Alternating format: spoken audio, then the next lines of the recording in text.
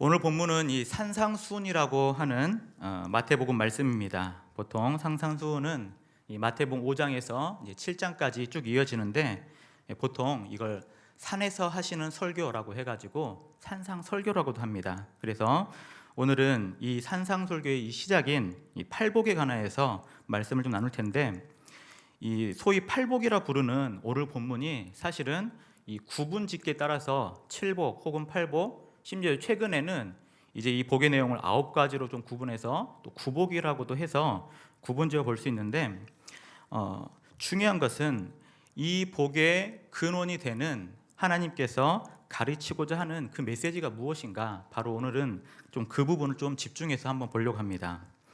이 마태복음 전체적인 문맥 안에서 보게 되면 이제 이 예수님이 갈릴리 초창기 그 사역 가운데 참 이제 많은 사역들이 진행이 되었습니다. 우리가 보통 이 예수님의 사역을 세 가지로 좀 구분하면 예수님께서 말씀을 선포하시는 이 선포의 사역들, 그리고 병든 자, 귀신 들린 자를 고치신 그 치유의 사역, 그리고 하나님의 그 말씀의 그 깊이를 가르치시는 이 가르치는 사역들, 이걸 이 세 가지로 조금 구분해 볼 수 있는데, 오늘 본문은 조금 더 하나님의 이 말씀이 무엇인가 더 깊이 가르치는 그 부분인데, 여기서는 구분지 하나 우리가 좀 주목할 것이, 말씀을 가르침 받는 대상들을 예수님께서 좀 구별하신다는 겁니다. 오늘 본문 1절과 2절 다시 한번 봅니다.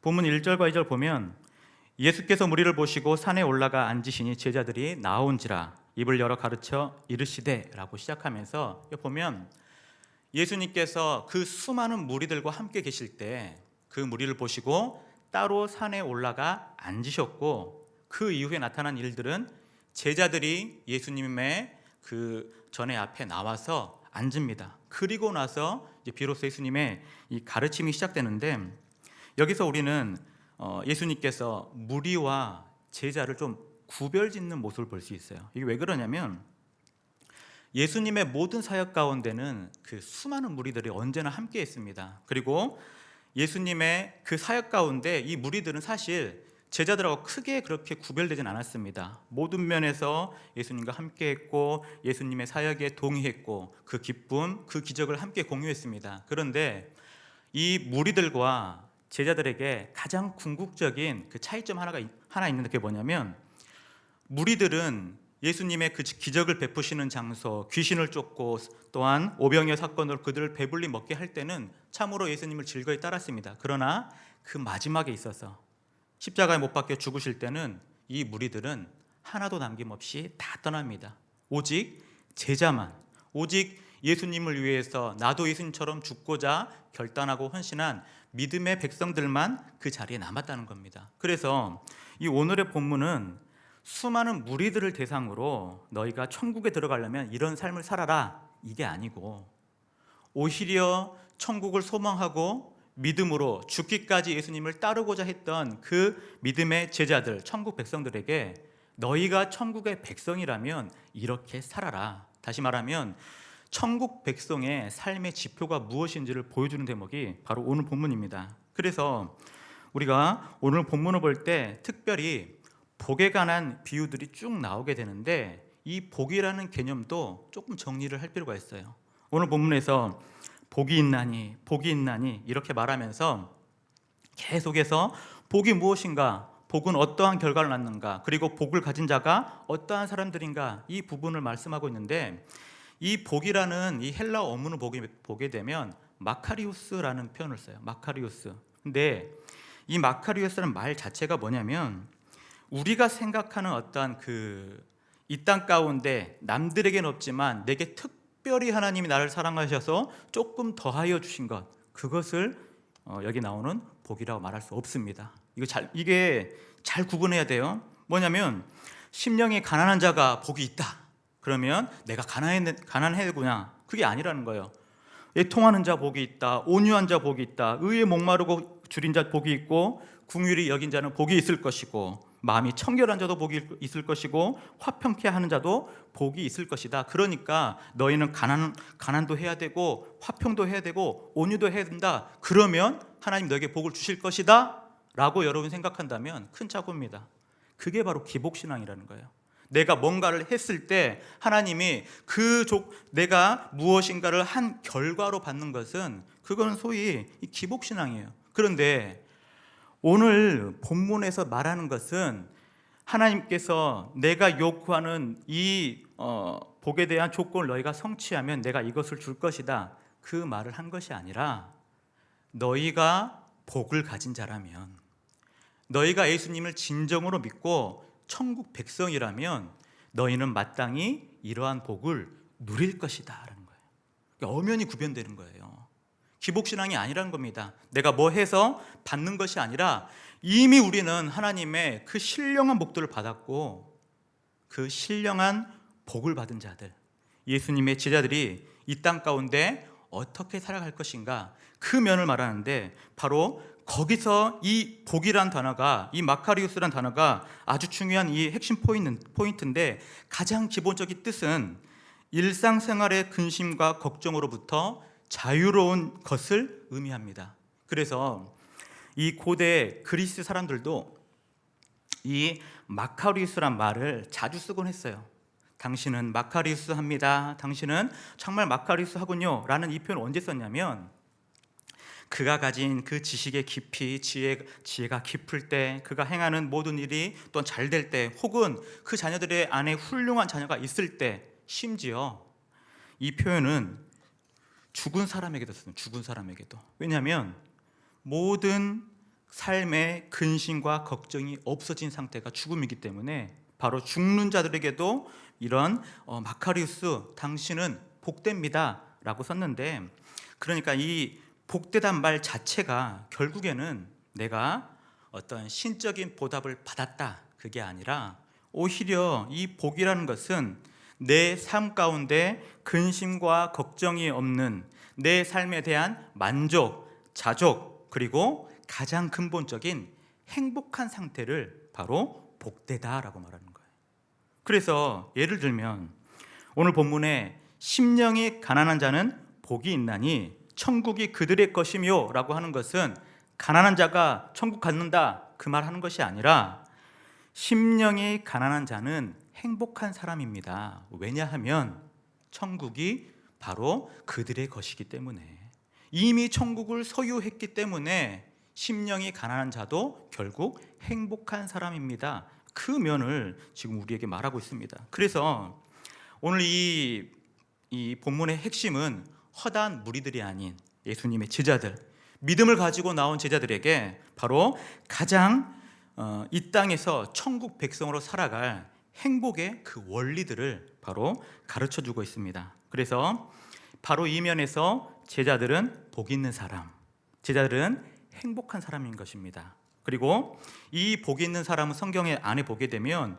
위치적으로는 예수님 안에 거하는 사람, 그리고 성품으로는 예수님을 닮아가는 사람, 그리고 가장 중요한 것은 관계적인 측면인데 바로 예수님 그 안에 거한다는 것이 곧 하나님 아버지로부터 자녀된 관계 안에 하나님을 아버지라 부를 수 있는 자들이 이 땅 가운데 행복한 사람, 하나님을 아버지라 부를 수 있는 자들이 예수님의 제자의 삶이라, 바로 그것을 말하고 있습니다. 그래서 끊임없이 오늘 3절부터 12절은 복이 있나니, 복이 있나니, 복이 있나니, 하나님의 자녀된 자들, 예수님 안에 있는 자들, 예수님을 따르는 그 제자들이 복이 있습니다, 복이 있습니다, 끊임없이 반복하는 거예요. 바로 그러한 면에서 비슷한 면이 바로 열왕기상 10장 8절에 보게 되면 바로 이렇게 나옵니다.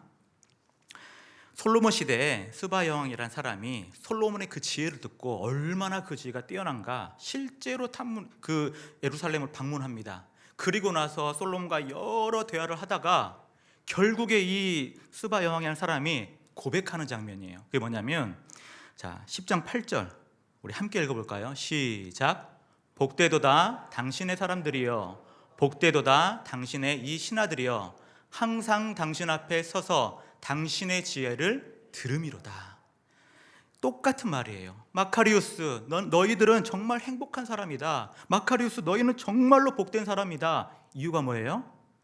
솔로몬과 지금 함께 하고 있기 때문에. 솔로몬의 지혜를 언제든지 들을 수 있고 그 지혜를 함께 누릴 수 있는 자들이 이 예루살렘 성전에 있는 하나님의 믿음의 백성 솔로몬의 신하들이기 때문에 스바 여왕이 지금 뭐라고 말해요? 너희는 참으로 행복한 사람이다. 그러므로 이것을 우리에게 그대로 적용한 뭐예요? 예수님의 이 땅 가운데 제자로 사는 믿음의 백성들이 결국에는 가장 근본적인 행복을 누린 사람, 바로 복 있는 사람이라는 겁니다. 바로 그것이 저와 여러분의 이 땅 가운데 소망을 두고 사는 믿음의 삶의 그런 가장 근본적인 모습이라는 거예요. 여러분, 이 사실을 믿으십니까?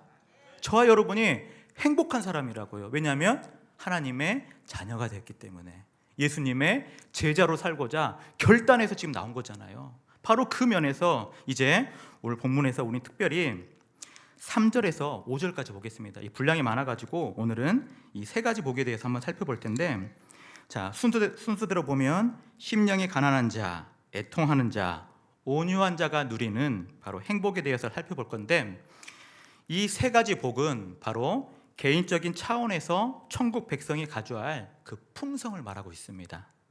개인적인 차원에서 천국 백성이 갖춰야 할 품성, 심령이 가난한 자, 애통하는 자, 온유한 자. 왜 이 세 개를 지금 함께 한 번에 보냐면 이 세 가지 복은 각각 따로 나눠서 볼 수 있어요. 그런데 아주 사실은 긴밀하게 연결이 되어 있습니다. 그래서 세 가지를 조금 한 번에 보면 좋을 것 같은데, 한번 먼저 보겠습니다. 오늘 본문 3절입니다. 오늘 본문 3절 다시 한번 우리 3절만 함께 읽겠습니다. 시작. 심령이 가난한 자는 복이 있나니 천국이 그들의 것이며. 자, 심령이 가난한 자의 복에 대해서 말하고 있는데, 이제 성경에 그 연구를 많이 하는 A.W. 토저라는 목사님이 있습니다. 그 목사님이 쓴 하나님을 추구함이란 책에 보게 되면 우리 인간에 대해서 그 깊은 곳을 알기 원한다면 바로 이 8복, 오늘 나오는 이 복 있는 사람의 내용을 한번 뒤집어서 한번 봐봐라. 그러면 우리 인간의 민낯이 나온다는 거예요. 무슨 말이냐면, 자, 3절만 보겠습니다. 심령이 가난한 자는 복이 있나니 천국이 그들의 것입니다. 이것을 거꾸로 한번 뒤집어 보겠습니다. 그럼 뭐가 되냐면, 심령이 가난하지 않고 부족함이 없어 넉넉한 사람은 복이 있나니 자기가 만든 왕국은 바로 그들의 것이며. 이게 무슨 말이냐면, 이 땅 가운데 우리가 보편적으로 살아가는 사람들은 결국 이 땅 가운데 가난하게 되기를, 가난하게 살기를 원하는 사람 단 한 명도 없어요. 끊임없이 부자가 되고 싶어 하죠. 끊임없이 남의 도움 없이 내 힘으로 스스로 뭔가를 성취하고, 그 누구도 내 어떤 삶 가운데 막힘없이 나의 나된 것을 즐길 수 있는 삶, 부족함이 없는 삶, 나의 왕국을 건설하고 누구도 터치할 수 없는 힘과 권력을 삼는 것이 바로 이 땅 가운데 삶입니다. 가장 근본적인 우리의 어떤 죄악된 민낯이에요. 하나님을 떠난 그 믿음의 백성들도 결국에는 이러한 민낯을 보이게 되는데, 그 아담과 하와 이후에 이제 죄악의 그 쓴뿌리, 그리고 그 죄악의 결과로 나타나는 것이 그 자녀들의 죄악이었습니다. 근데 그걸 보게 되면 가인과 아벨이 있었죠. 가인이 동생을 죽이는 참혹한 범죄가 일어나요. 그리고 나서 이 가인이 그 아벨의 식구들을 따로 사는데 뭘 하냐면 성을 쌓아요. 성을. 누구도 방해할 수 없고 막을 수 없는 자신의 성. 그러니까는 이 땅 가운데 하나님을 떠난 삶의 가장 근본적인 그 죄악의 민낯은 뭐냐면, 내 힘으로 살아내야 된다. 내가 돈을 많이 벌어야 된다. 아무도 나를 책임질 수 없다. 이 땅 가운데 돈이 없으면 사람 구실 못 받는다. 끊임없이 내 어떤 그런 그 돈과 권력이 있는 것이 나를 증명하는 길이고, 돈과 권력이 있어야 결국 이 땅 가운데 행복하게 살 수 있다는 것이 바로 세상의 가르침입니다. 그런데 역설적이게도 오늘 예수님의 가르침은 정반대인 거예요. 세상은 너희가 부자가 되고 힘을 쌓고 너희 성을 쌓아서 견고해져라 말하지만, 오히려 예수님은 심령이 가난한 것, 심령이 가난한 그 자체가 바로 우리 안에 진정한 행복이라는 겁니다. 여기서 심령이 가난하다는 것은 물질적인 가난함만을 말하진 않아요. 물론 같이 따라올 면이 있어요. 그러나 궁극적으로 심령이 가난하다는 것은 이것은 하나님과의 관계적인 측면인데, 그건 뭐냐면 내가 하나님 앞에서 어쩔 수 없는 죄인 중에 한 명으로 하나님 앞에 섰을 때는 나의 가치가 너무나 무가치하다는 겁니다. 나의 삶, 나의 존재 자체가 너무나 거룩과는 동떨어진 죄악의 삶이라는 겁니다. 그래서 나를 바라보면, 하나님 앞에서 나를 바라보면 나는 너무나 무가치하고 하나님 앞에 꺼내놓을 어떠한 의로움도 없는 상태, 그게 바로 심령의 가난함. 바로 그러한 면에서 또 한 명의 또 목사님인 아더 핑크라는 목사님이 있는데, 이 아더 핑크 목사님은 이 심령의 가난함을 단 세 마디로 설명해요. 뭐라고 설명하냐면 I have nothing, 나는 아무것도 없습니다. I am nothing, 나는 아무것도 아닙니다. I can do nothing, 내가 할 수 있는 거라곤 아무것도 없습니다. 이게 심령이 가난하다라는 거예요. 그런데 보통 사람들은 자신이 가난한 줄 모릅니다. 자신의 심령이 가난한 줄 모르는 거예요. 그래서 오히려 나는 내가 이 정도면 괜찮은 사람이지, 내가 이 정도 누렸으면 나는 좀 떳떳하지, 내가 이 정도 커리어를 쌓고 이 정도 어떤 부를 쌓고 이 정도 누리면 이 정도면 괜찮지 않을까? 그게 믿지 않는 자들의 그런 민낯입니다. 그러나 하나님은 거기에 대해서 뭐라 말하냐면 요한계시록 3장 17절 보겠습니다. 거기 보게 되면 네가 말하기를 나는 부자라, 부요하여 부족한 것이 없다 하나 내가 공고한 것과 가련한 것과 가난한 것과 눈먼 것과 벌거벗은 것을 알지 못하는도다. 라오디아 교회를 책망할 때 하나님이 이러한 메시지를 던져줘요. 너희 부자인 것 같지? 너희가 지금 잘 먹고 잘 살아서 괜찮은 것 같지? 실상은 뭐예요? 영적인 그런 발가벗긴 자, 아무것도 하나님 앞에 의로움을 나타낼 수 없는 것이 바로 우리의 어떤 가장 본질적인 모습이라는 겁니다. 어느 누가 하나님 앞에 서서 저는 부유합니다, 어느 누가 가서 하나님 앞에 저는 의롭습니다 라고 말할 사람이 어디 있냐고요. 아무도 자신의 의로움을 하나님 앞에서 내세우고 주장할 수 있는 사람이 아무도 없어요. 그런데 하나님 그 관계에서 끊어지니까 모르는 거예요. 내가 돈을 많이 버니까 괜찮은 것 같고, 높은 자리에 서니까 괜찮은 것 같고, 많이 배우니까 괜찮은 것 같고, 나의 성품이 조금 성숙되니까 괜찮다고 여기지만 결국 하나님 앞에 서잖아요. 발가벗긴 영적으로 아주 무지하고 가난한 자가 바로 우리들인 거 사실은. 그 면에서 심령이 가난한 자의 복은 바로 자신의 영적인 무지, 무능력, 무가치함, 바로 거기에 대한 깨달음이 있어서 오히려 부요하신 하나님을, 부요하신 예수님을 바라보게 되니까 바로 복이 있다는 겁니다. 자, 이사야서 6장 5절을 보게 되면 그 선지자 이사야도 참으로 심령이 가난한 자였는데 6장 5절에 보게 되면 그가 이렇게 말합니다.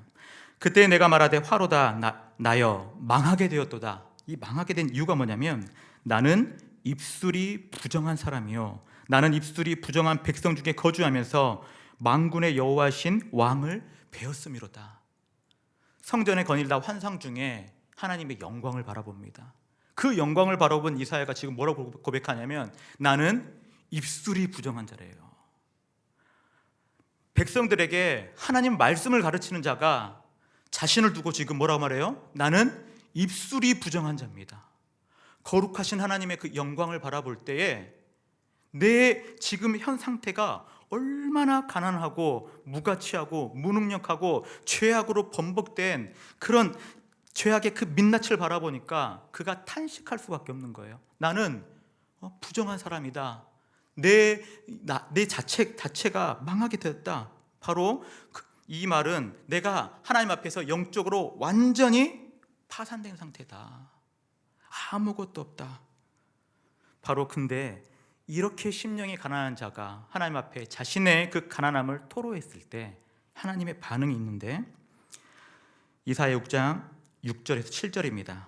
거기 보면 그때 그 스랍 중에 하나가 부젓가락으로 제단에서 집은 바 핀숯을 손에 가지고 내게로 날아와서 그것을 내 입술에 대며 이르되 보라, 이것이 내 입에 닿았으니 내 악이 제하여졌고 내 죄가 사하여졌느니라.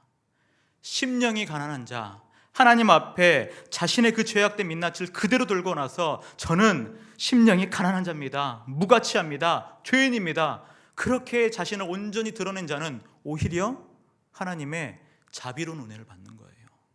하나님이 그를 정죄한 게 아니었어요. 하나님이 그 죄악을 진노하면서 네가 어떻게 그런 죄를 졌냐, 그것이 아니라 자신의 죄악의 문낯을 그대로 던졌는데 오히려 하나님은 그 죄악의 부정함을 깨끗하게 시켜준다는, 깨끗하게. 바로 그런 면에서 이게 신약으로 오게 되면 사도 베드로도 비슷한 경험을 해요. 이 사도 베드로를 예수님께서 제자로 삼기 위해 부르시는 장면이 있습니다. 누가복음 5장 8절에 보면 이 베드로가 이렇게 말합니다. 시몬 베드로가 이를 보고 예수의 무릎 앞에 엎드려 이르되 주여 나를 떠나소서, 나는 죄인입니다. 왜 베드로가 이런 고백을 했냐면 예수님께서 그 전날 밤에 어업으로 물고기를 열심히 잡으려 노력했지만 단 한 마리도 못 잡고 완전히 실패했던, 완전히 땡쳐버렸던 그 베드로에게 나아갑니다. 그리고 나서 베드로에게 저기 깊은 데 가서 그물을 던져라. 상식적으로 이해가 안 되죠. 저 사람이 어부도 아니고, 그리고 대낮에 지금 고기가 잡히지 않는 그 포인트에 물고기 잡으러 그물 던진다는 것은 그냥 딱 봐도 헛수고입니다. 그런데 베드로가 믿음을 가지고 그물을 던져요. 근데 어떻게 됐죠? 실제로 어마어마한 양의 물고기를 건지게 됩니다. 정신없이 물고기를 건져내는데 그 중간에 베드로가 그물을 내려놔요. 그리고 나서 이 고백을 하는 거예요. 주여 나를 떠나소서, 나는 죄인입니다. 이게 뭐냐면 하나님의 그 권능, 하나님의 그 임재, 그 영광, 그걸 예수님을 통해서 바라본 거예요. 그리고 나서 베드로가 뭘 느꼈냐면 지금 이 예수님은 랍비 중에 한 사람이 아니라 거룩하신 하나님이라는 사실이에요. 그래서 자신의 죄악의 민낯이 밝히 보여지기 시작한 겁니다. 그래서 어부가 물고기 잡는 그 기쁨도 지금 내려놓는 거예요. 내가 지금 죄인이었구나, 내가 하나님 앞에 철저하게 무가치한 존재였구나, 나는 파멸의 길로 갈 수밖에 없는 정말 답이 없는 인생이었구나. 그걸 깨달으니까 이 베드로가 그물을 그냥 내려놓고 주님 나는 죄인입니다, 주님과 지금 함께 있는 것조차 저는 견딜 수 없다고 그렇게 고백하는 거예요. 그게 바로 심령이 가난한 자. 그런데 그 심령이 가난한 자들에게 하나님은 이사야는 선지자로 세우고 베드로는요 자신의 제자로 삼아주시는 은혜를 보여준다는 거예요. 그러므로 그들은 선지자가 되었고 제자가 되었을 뿐만 아니라 사실은 그 안에 오늘 본문 3절처럼 심령이 가난한 자는 복이 있나니 천국이 그들의 것이다. 천국을 그들의 소유로 준 복을 누리게 되는 겁니다. 그래서 천국은 누가 가냐면 바로 심령이 가난한 자, 하나님 앞에서 자신의 본 모습, 자신의 진정한 본질적인 그 죄악의 민낯을 본 자, 나에게는 아무런 소망이 없다고 고백할 수밖에 없고 주 앞에 엎드려 나는 죄인입니다 그렇게 토로할 수밖에 없는 자들이 결국 천국을 소망한다. 바로 그러한 면에서 오늘 우리 모든 중앙교회 성도들 심령이 가난한 자들 되시길 바랍니다. 가난한 자가 돼야 돼요. 가난한 자가. 자, 이제 두 번째로 애통하는 자는 복이 있다고 말씀합니다. 이 애통이란 자체가 이 슬피 울다라는 표현인데 슬픔으로 인한 그 깊은 어떤 탄식, 그걸 보통 애통이라 합니다. 근데 오늘 본문의 4절은 애통하는 자는 복이 있나니 그들이 위로를 받을 것입니다 라고 말합니다. 참 이것도 역설이죠. 어떻게 애통하는 자가 복을 받을 것인가? 세상에서는 사실은 울면 재수없다고 하죠. 왜 우냐? 차라리 웃지. 어떻게 말해요? 행복해서 웃는 거 아니다, 웃어서 행복하다, 그런 말들 많이 하잖아요. 그런데 여기서 말하는 애통은 어떤 그런 개인적인 문제, 그러니까 어떤 부모님이나 자식을 잃었을 때 혹은 사업의 실패로, 경제적인 어려움으로, 또한 육신의 질고 때문에 우는 그런 애통, 그걸 말하는 게 아니에요. 이것은 영적인 애통입니다. 그래서 아까도 말했지만 이 첫 번째 복과 두 번째, 세 번째 복이 긴밀하게 연결이 되어 있는데, 첫 번째 복을 연결해서 이 애통하는 자를 봐야 돼요. 그게 뭐냐면, 누가 애통하냐라고 했을 때 바로 자신의 심령이 가난한 자들 있잖아요. 내가 아무런 소망이 없다 하는 그런 자들, 바로 그 사람들이 바로 이 애통하는 법도 함께 누린다는 거예요. 뭐냐면, 이 애통이라는 것은 결국 심령이 가난한 것은 깨우치는 겁니다. 나 죄인이었구나. 나 영원한 생명을 누리는 것이 아니라 파멸의 길로 갔었구나. 결국 나의 인생의 끝은 지옥 형벌이었구나. 이것을 깨닫는 자가 심령이 가난한 자라면, 애통하는 자는 내가 그것을 깨달았음에도 불구하고 오히려 어떻게 해요? 끊임없이 또 죄를 반복하는, 거기에 애통하는 거예요. 왜 예수님을 믿고 우리의 삶은 끊임없이 죄를 반복하죠? 그 우리의 본성이에요. 예수님을 한 번 믿고 더 이상 죄를 지어본 적이 없다, 다 거짓입니다. 예수님 믿고 그 다음 날부터도 우린 또 죄를 져요. 왜냐하면 우리의 이 죄악의 깊은 뿌리는 우리가 이 땅을 사는 그 수많은 날 동안 주님 다시 오실 때까지는 끊임없이 이 죄악을 반복할 수밖에 없는 연약함이 우리 안에 있는 거예요. 다른 말로 하면, 저와 여러분은 이 땅 가운데 예수님 믿었다고 이제는 더 이상 죄 없는, 더 이상 죄가 우리를 관여하지 못하는 그런 자유함에 있는 것이 아니라, 여전히 죄의 권세 아래 있고, 때로는 내 심령이, 내 믿음에 연약해지고 말씀에 대한 신뢰가 흐려질 때 다시 한번 언제든지 죄를 반복할 수 있는 그러한 연약한 상태가 바로 우리의 본질이고, 그 상태를 아파하는 것, 내가 왜 죄를 짓고, 내가 죄를 또 짓고, 죄를 짓기 싫어하는데도 또 짓는 그 안타까운 마음을 슬퍼하는 것이 애통하는 거예요. 내 삶이 비루하다, 내 삶이 비참하다, 이걸 말하는 게 아닙니다. 나는 왜 이렇게 가난하냐, 나는 왜 이렇게 육신의 질고로 허덕이냐, 왜 나에게 안 좋은 일이 있냐, 그게 말하는 거 아니라니까요. 왜 나는 은혜를 받고서도, 왜 나 복음의 놀라운 은혜를 내가 확신하면서도 여전히 죄의 유혹에 다시 흔들리는가, 거기에 대한 애통이에요.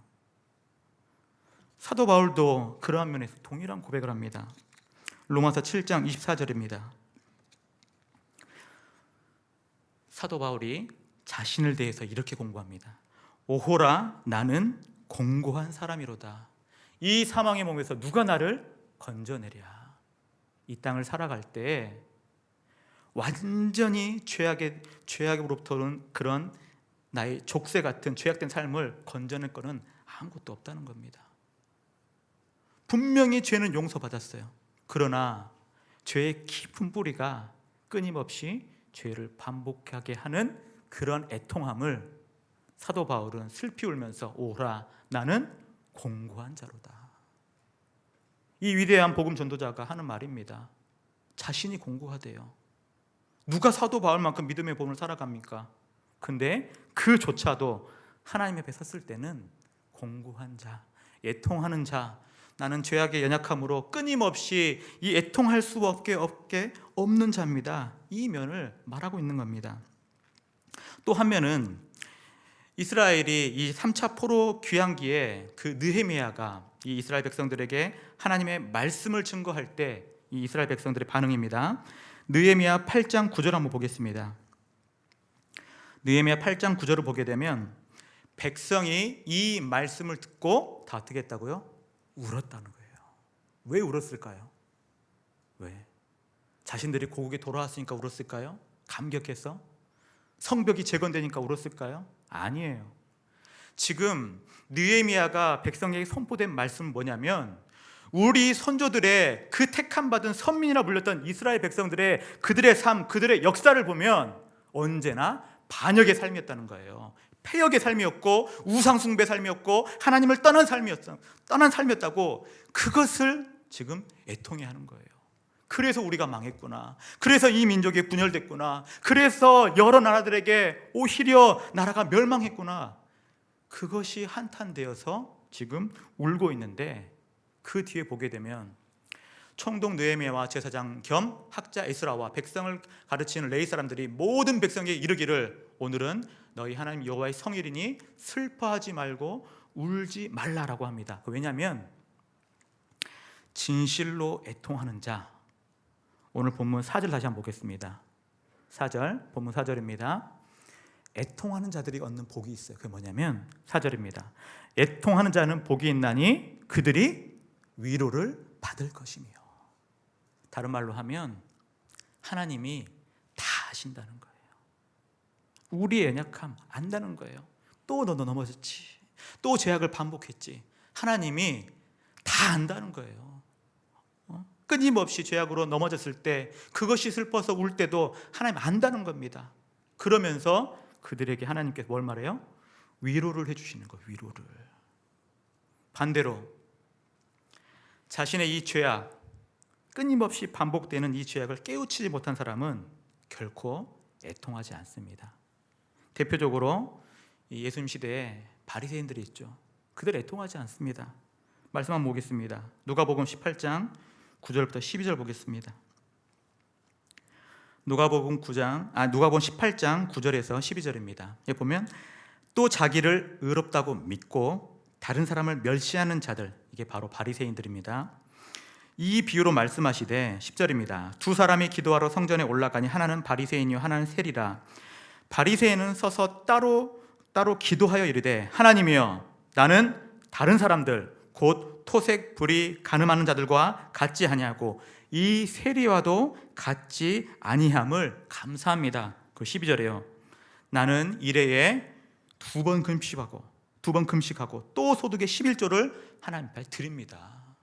저만큼 하나님 앞에 부요한 자가 어디 있습니까? 저만큼 하나님 앞에 이 믿음의 탁월함을 가진 사람이 어디 있습니까? 그렇게 이야기를 하는데 예수님은 그 뒤에 세리를 주목해요. 누가복음 18장 13절과 14절입니다. 똑같이 기도하는데 한편에 세리가 있습니다. 세금을 징수했던 그런 그 당시에는 어떤 매국노처럼 여겨졌던 그런 사람인데 세리가 기도합니다. 세리는 멀리 서서 감히 눈을 들어 하늘을 쳐다보지도 못하고 다만 가슴을 치며 이르되 하나님이여 불쌍히 여기소서. 하나님이여 나를 불쌍히 여기소서. 나는 죄인으로소이다 하였느니라. 그리고 뒤에 내가 너희에게 이르노니 이에 저 바리새인이 아니고 이 사람이 의롭다 하심을 받고 그의 집으로 내려갔느니라. 무릇 자기를 높이는 자는 낮아지고 자기를 낮추는 자는 높아지리라.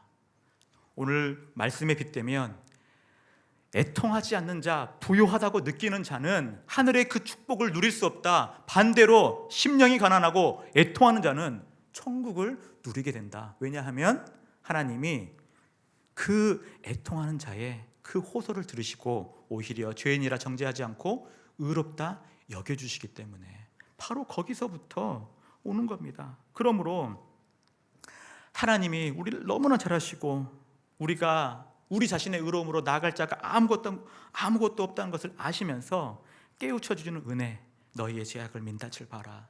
너에게 무슨 소망이 있느냐? 주님 아무것도 없습니다. 저는 정말 죄인이고 끊임없이 애통할 수밖에 없는 죄인입니다 라고 고백한 자들에게 최종적으로 주시는 축복이 있는데 요한계시록 7장 17절입니다. 이는 보좌 가운데 계신 어린 양이 그들의 목자가 되사 생명수 샘으로 인도하시고 하나님께서 그들의 눈에서 모든 눈물을 씻어 주실 것입니다. 여러분 믿으십니까? 이 땅의 천국 백성들은 끊임없이 애통합니다. 슬피 눈물을 흘릴 때가 있어요. 그러나 그것이 영원하지 않아요. 결국에는 하나님이 우리의 애통하는 심령을 위로하실 뿐만 아니라 우리의 눈물을 닦아주시는 거예요.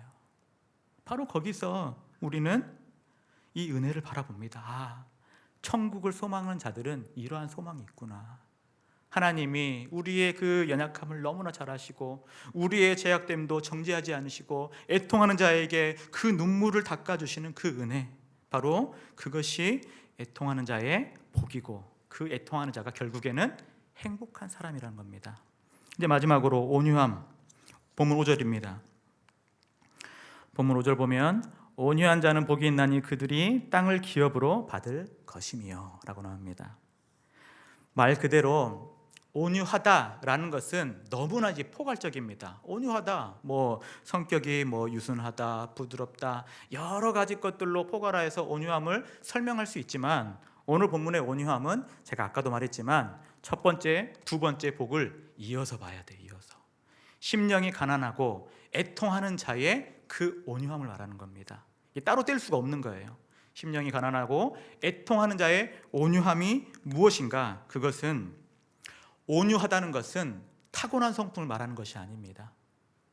물론 선천적으로 조금 부드러운 사람이 있어요. 무던한 사람이 있고 까칠하지 않은 사람이 있습니다. 근데 그것을 성경이 온유하다 말하지 않아요. 성경이 말하는 온유함이라는 것은 내 자신의 무가치함을 알고 내 죄악에 대한 애통함을 들끓는 와중에 하나님의 은혜를 가지고 그 속에 예수님을 닮은 그 성품이 이제는 나의 그 죄악된 모습이 점점 사라지고 오히려 예수님을 닮아가고자 하는 그 갈망이 더욱더 커져서 예수님을 닮아가는 사람, 그게 바로 온유한 사람이에요.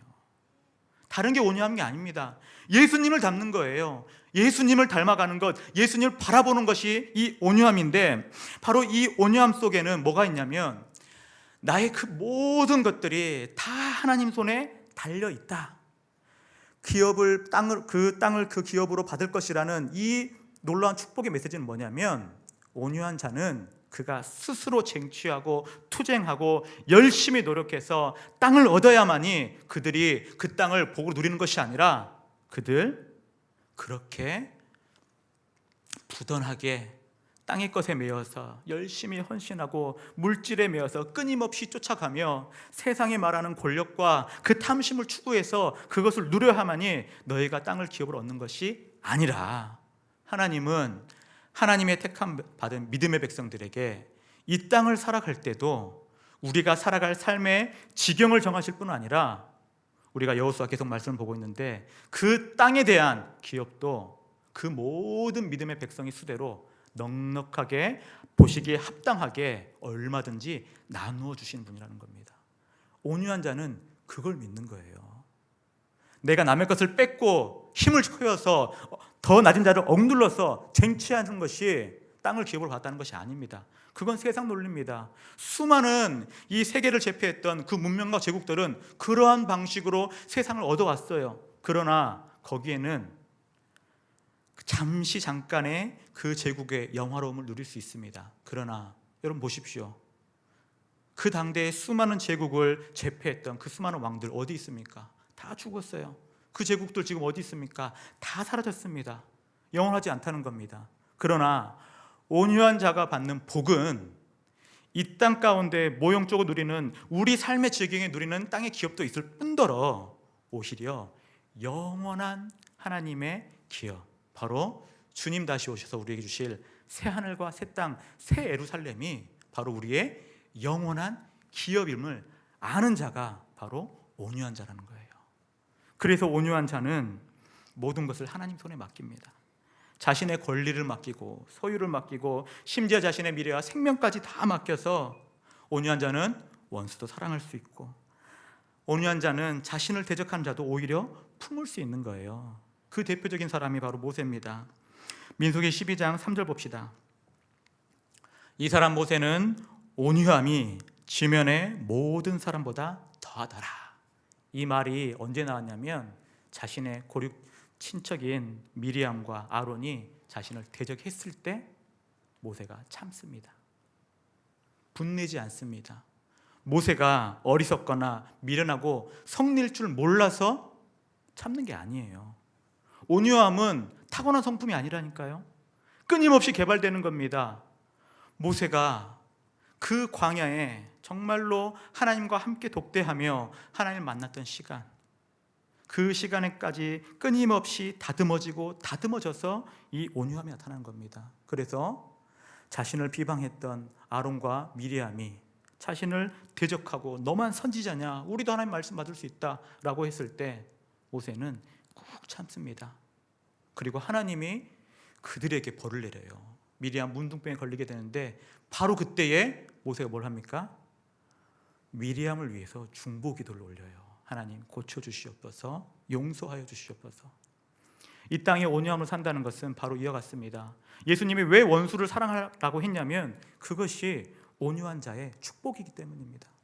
온유한 자는 모든 원수까지도 다 품을 수 있는 예수님을 닮는 성품이 있었기에 이 땅 가운데 삶의 모든 것들을 다 맡길 수 있는 그런 행복, 하나님께 모든 것을 맡기고 넉넉히 누릴 수 있는 행복, 삶의 모든 문제를 다 맡기고 어떠한 상황과 환경 가운데 흔들리지 않는 온유함의 축복이 바로 여기에 있는 겁니다.